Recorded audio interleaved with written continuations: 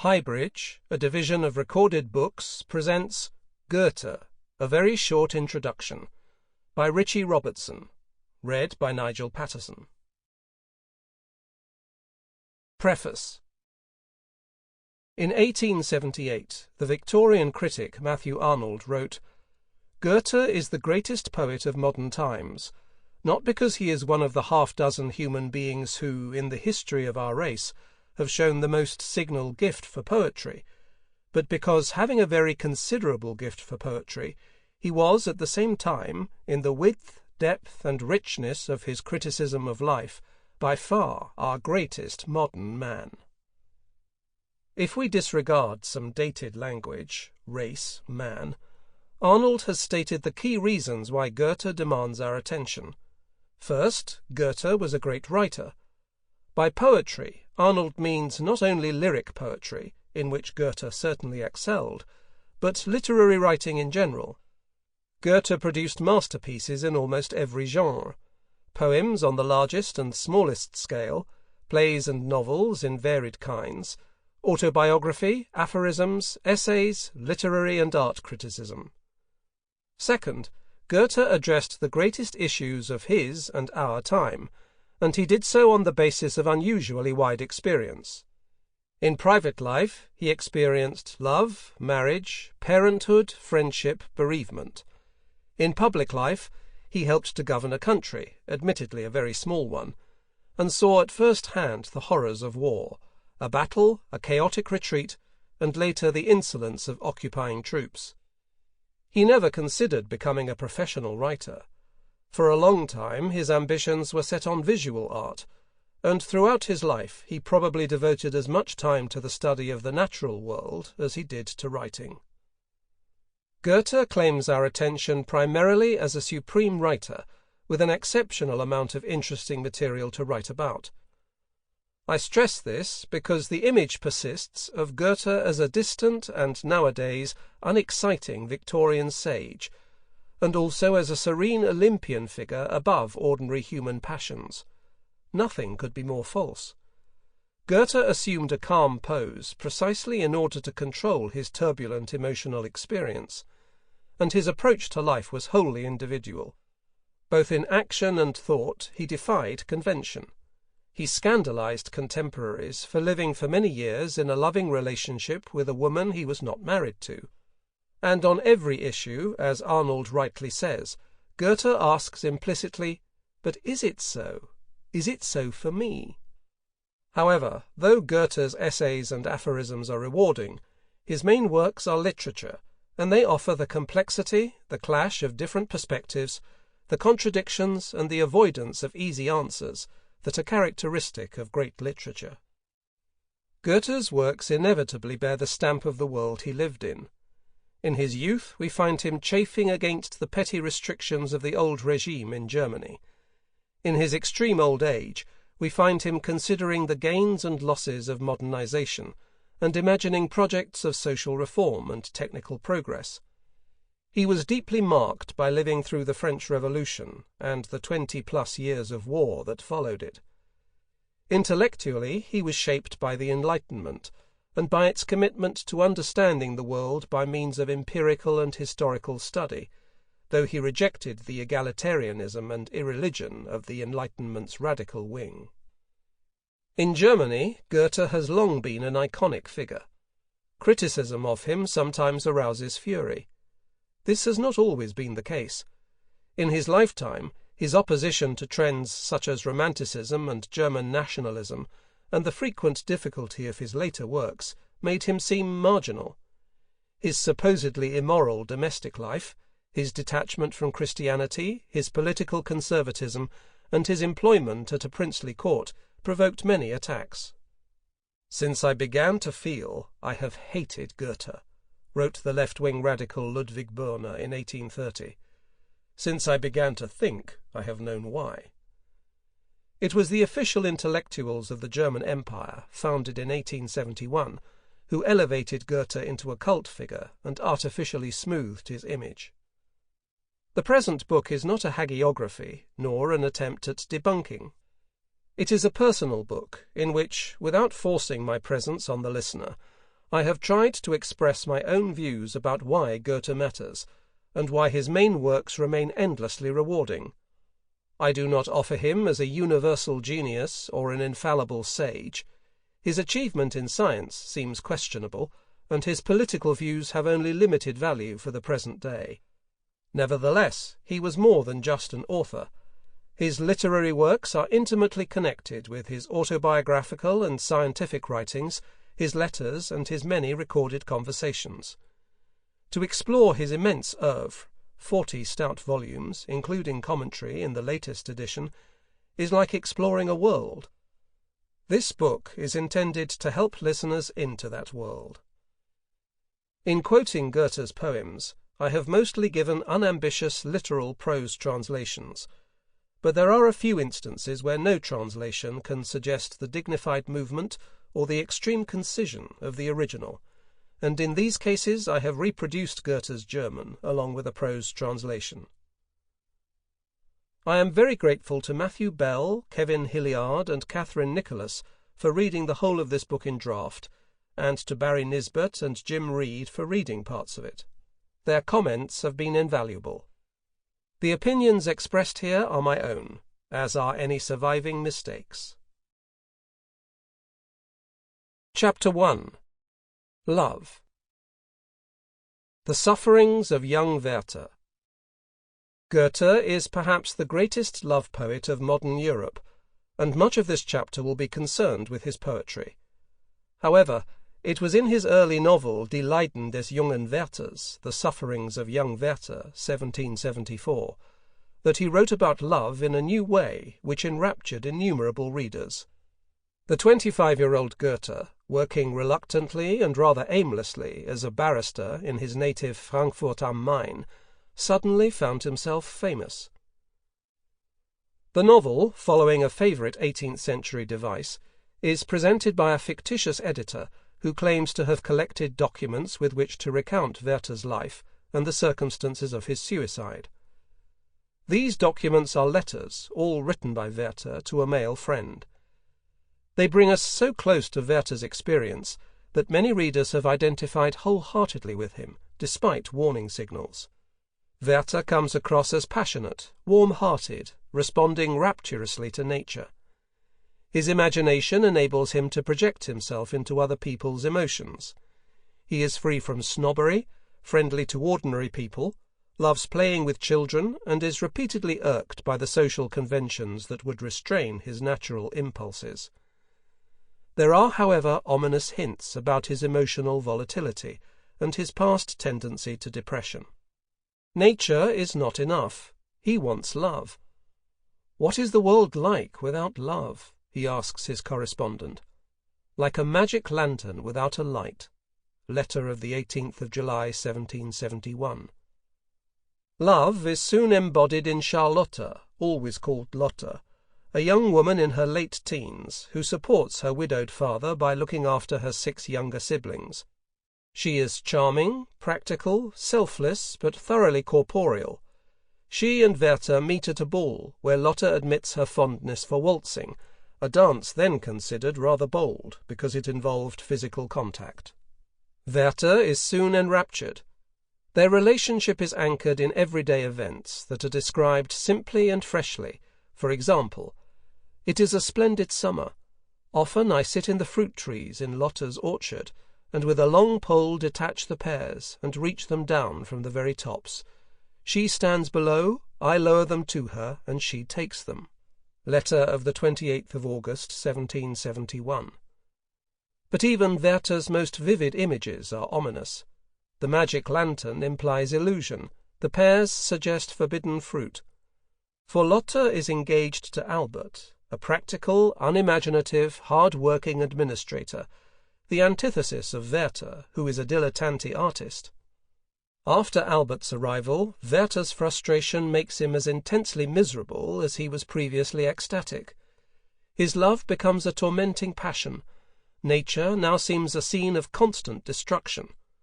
Threatened with emotional paralysis, he wanders about at night, forcing his way painfully through thorn bushes in order at least to feel something. Separation from Lotte does not help. Werther takes a job as secretary to an ambassador at a small princely court, but his disregard for social convention gets him into trouble. He resigns his job and is eventually drawn back to live near Lotte, who is now married to Albert. Here the editor intervenes with a commentary that henceforth alternates with extracts from Werther's letters. We learn that Werther's constant visits are disrupting Albert and Lotte's marriage, and that Werther himself is falling into hopeless depression and has already resolved on suicide. As a prelude, he pays 2 fateful visits to Lotte. When she remonstrates with him for his self-destructive behaviour, he indicates his inner violence by scowling, grinding his teeth, and accusing her of being Albert's mouthpiece. Later, seemingly calmer, he reads aloud to her from Ossian, the elegiac prose poems by James Macpherson, which 18th-century Europe took for an ancient Celtic epic. The intense melancholy overwhelms them, and they meet in a passionate embrace. Lotte regains her self-control and dismisses Werther for good, despite his pleas. Returning home, he arranges his affairs and writes Lotte a long suicide note, interrupting it only to send his servant to Albert to borrow some pistols, on the pretext that he is going on a journey and therefore needs defence against highwaymen. Lotte guesses why he wants the pistols, but says nothing. Werther shoots himself at midnight, and is found dying early the following morning. This was the novel that took Europe by storm and made Goethe a celebrity. "I know the book almost by heart," wrote a noblewoman soon after its publication. "The first part in particular has quite divine passages, and the second is horribly beautiful." Napoleon, who talked with Goethe for an hour in 1808, had read it 7 times. The monster in Mary Shelley's Frankenstein, 1818, reads Werther and finds in it a never-ending source of speculation and astonishment, considering Werther himself a more divine being than I had ever beheld or imagined. A French translation appeared in 1776, an English one in 1779. Today, the Lotte House Museum at Wetzlar, near Frankfurt, displays not only numerous editions, literary imitations and parodies, but much Werther-inspired merchandise, including plates painted in China and showing scenes from the novel or merely suggested by it. Lotte mourning at Werther's grave was a favourite. Why this vogue? Intensely emotional novels in letters were not new. The 18th century was the age of sentiment as well as the age of reason. 2 of its fictional masterpieces, Samuel Richardson's Clarissa, 1748, and Jean-Jacques Rousseau's Julie ou la Nouvelle Héloïse, 1761, both based on misguided passion, excited comparable enthusiasm. But while these consist of letters exchanged among several protagonists, in Werther all the letters are by the title character, giving the novel unprecedented concentration and intensity. Moreover, Werther's experiences are firmly grounded in a familiar German small-town setting with many homely everyday details. Most importantly, the novel presents love as simultaneously an emotional and a physical experience. "Oh, how it courses all through my veins, when by accident my finger touches hers, or when our feet touch under the table. I pull back as though from fire, and a mysterious force draws me on again. There is a fainting in all my senses," reports Werther, letter of the 16th of July, 1771. And not long before his death, he is shocked by experiencing a highly physical erotic dream, letter of the 14th of December. Goethe went further than any previous writer in presenting his hero as a union of mind and body. In doing so, he extended the range of experience that literature could express. And since literature is not just a commentary on life, but interacts with it, he also extended the range of what people could experience in their lives. The union of physical and mental experienced in Werther corresponds to a major theme in the philosophy, psychology, and medicine of Goethe's time. The late Enlightenment was no longer satisfied with the conception of the mind and body put forward in the 17th century by Descartes. For Descartes, the two were so separate that the body could be imagined as a self-contained machine, though its connection with the mind remained inexplicable. Goethe, like the philosophical doctors of his time, uses the term Kraft, power or energy, to mediate between physical and mental experience, and to link the individual to the natural forces at work around him. Werther uses this word continually, as when he complains how narrowly the active and inquiring powers of a human being are confined. Letter of the 22nd of May, 1771. The interplay of mind and body is emphasized especially when Werther and Albert debate the morality of suicide. The conventional Albert condemns it as moral cowardice. The empathetic Werther imagines a suicidal disposition as a kind of illness, so that the suicide no more deserves blame than does an invalid who dies of fever. Such passages led the novel to be condemned as justifying or even glorifying suicide. It was claimed that the novel prompted a wave of copycat suicides, and the claim cannot be completely dismissed, for one young woman drowned herself in 1778 with a copy of Werther in her pocket. However, Goethe placed in the second edition of the novel, 1775, some verses explicitly warning readers not to follow Werther's example. Even without them, it should have been clear that Werther's suicide results from his pathology, and also that, being accompanied by a long letter addressed to Lotta, it is an act both of violence towards himself and extreme emotional cruelty towards others. The novel as a whole is a balanced contribution to the late 18th century debate on how suicide should be understood and judged, now that many people no longer accepted the religious sanctions against it. Werther as confession? To place Werther in the history of 18th century psychology is a salutary alternative to focusing on its biographical origins. However, Goethe's biography and personality are important. In the autobiography Aus meinem Leben, Dichtung und Wahrheit, From My Life, Poetry and Truth, which he wrote largely between 1811 and 1814, he famously describes his works as fragments of a great confession. We must treat this description with all due caution. He also tells us that throughout his life he would cope with his powerful feelings by transmuting them into an image. And it is clear, both from his later autobiography and from contemporary testimony, that the young Goethe felt disturbingly intense, barely controllable emotions, which alternated between boisterous enthusiasm and restless melancholy. A poem written in uncertain English admits the 16-year-old's volatility. In moments of melancholy flies all my happiness. In the first emotional relationship that we know anything about for certain, with Käthchen Schönkopf, he tormented her with fantasies of jealousy, which she bore submissively till she finally rebelled and left him. He ruefully portrayed his own insufferable behaviour in the early play Die Laune des Verliebten, The Lover's Moods, 1767. He tells us in Poetry and Truth that he often thought about suicide. So perhaps it is not surprising that Werther should be partly inspired by an actual suicide. On the 29th of October, 1772, a young man named Karl Wilhelm Jerusalem, whom Goethe knew slightly, shot himself. The case attracted wide attention because Jerusalem's father was an eminent theologian and churchman. Goethe's friend, Johann Christian Kästner, sent him a detailed account of Jerusalem's unhappiness and death on the 2nd of November 1772. Like Werther at court, Jerusalem had been unhappy in his work and had suffered a social humiliation. He had an unrequited attachment to a married woman, whose husband forbade him to visit their house. He took long, solitary walks through the woods at night. He borrowed pistols from Kästner and committed suicide in exactly the same way as Werther does in the novel, dressed in the blue coat and yellow waistcoat that Goethe would make into Werther's trademark costume. Even the last sentence of the novel, "No priest attended," is taken from Kästner's letter.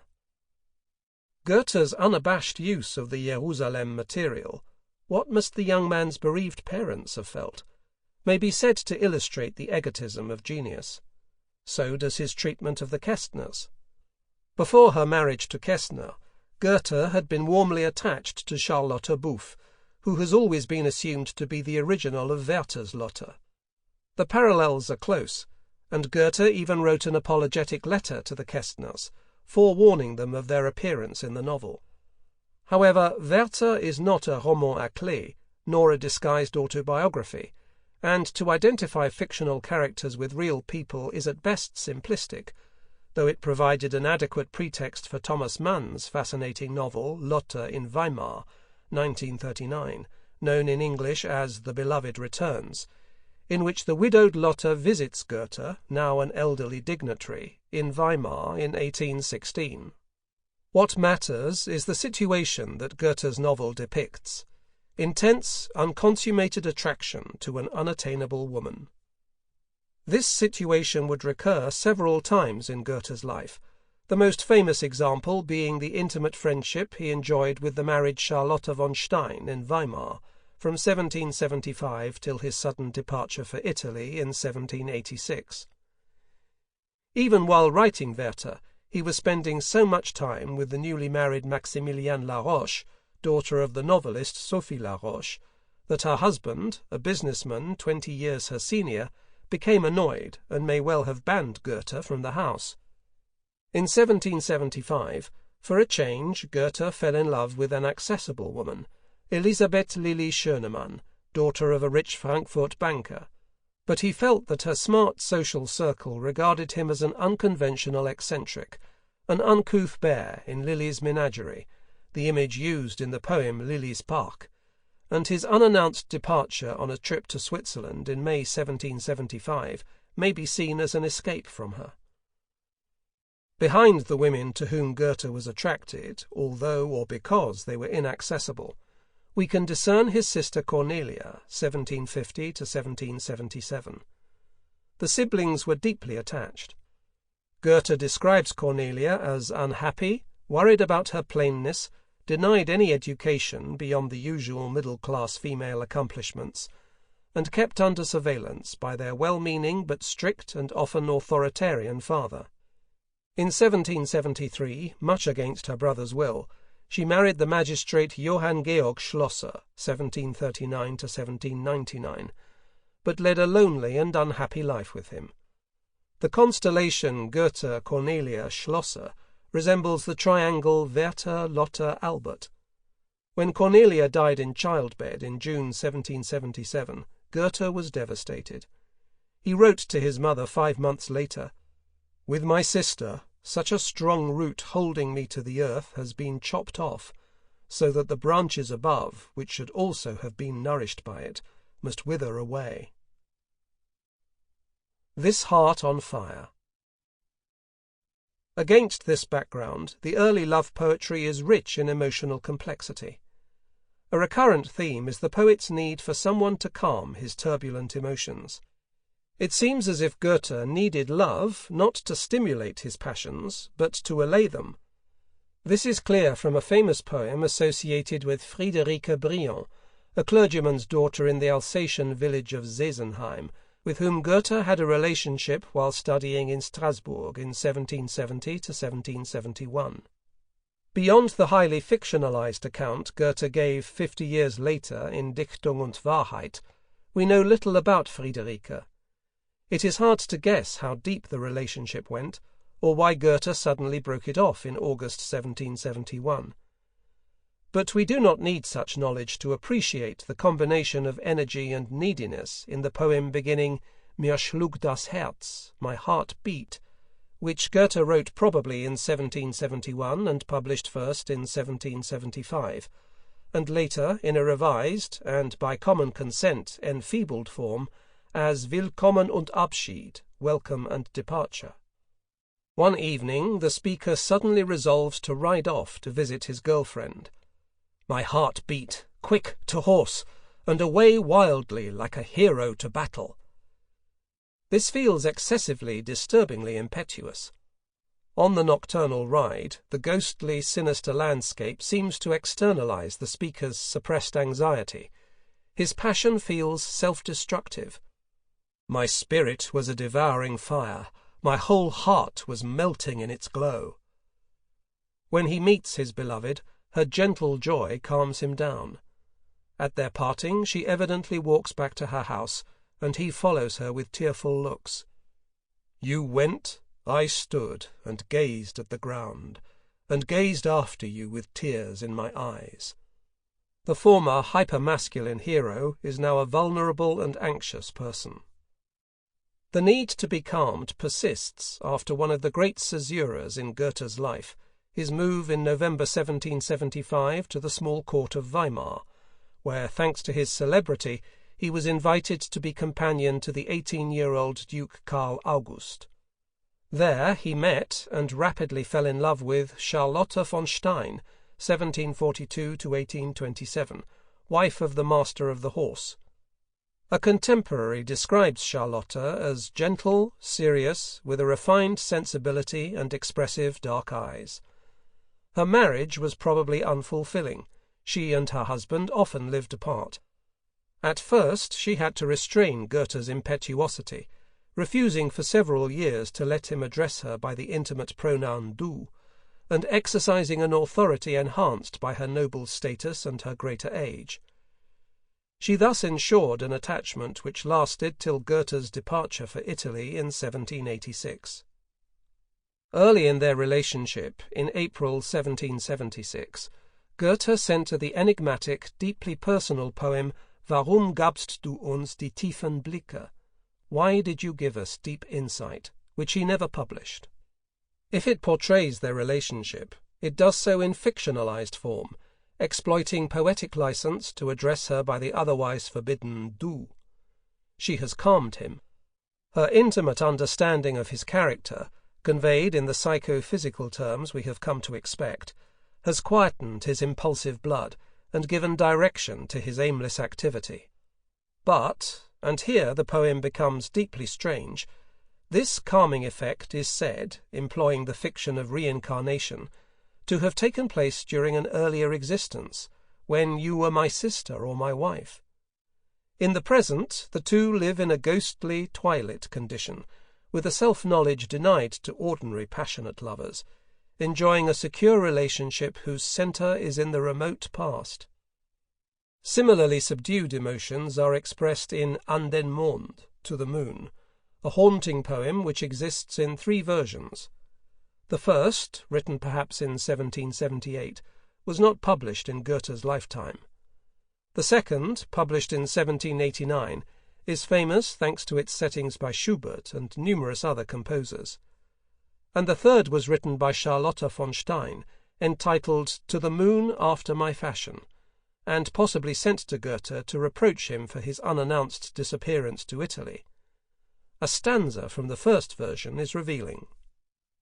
Dass du so beweglich kennst, dieses Herz im Brand, haltet ihr wie ein Gespenst an den Fluss gebannt. This heart on fire, which you know to be so volatile, the two of you hold it like a ghost, bound to the river as by a spell. The moon of the poem not only calms the speaker's fiery heart, but reduces him to a ghost-like state. It hints that Goethe found his relationship with Charlotte von Stein therapeutic, rewarding, but ultimately life-denying.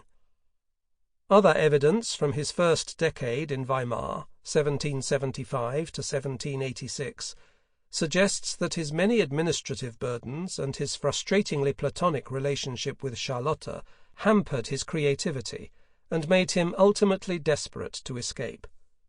Having obtained permission from his employer, but without telling Charlotte, he slipped out of Karlsbad, the holiday resort in Bohemia to which some court members had migrated, at 3 a.m. on the 3rd of September 1786.